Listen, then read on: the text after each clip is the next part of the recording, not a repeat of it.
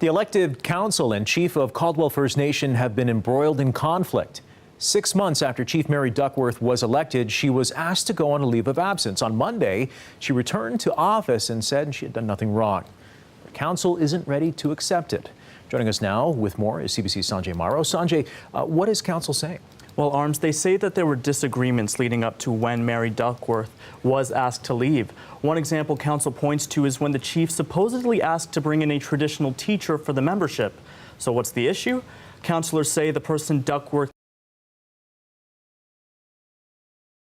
for a conflict of interest. One councillor says they need multiple quotes for a project like this, but that never happened here.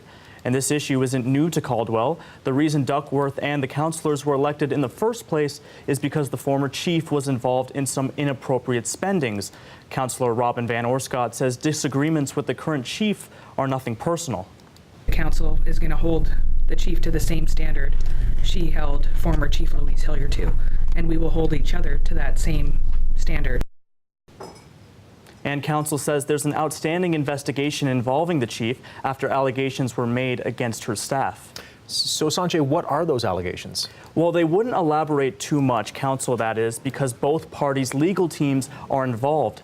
But they will release the results of the investigation once it's done, if all parties agree. But so far, council is saying Duckworth is not cooperating. So far, council says they haven't stopped any services or programming. And their plan to build a reserve continues. Councillor Stan Scott says they want to reconcile, but she needs to participate in the investigation. Like, we all voted for her. I nominated her. Yeah. So we all believe in her. We all want to work with her. And so that's what makes this situation even more difficult for all of us.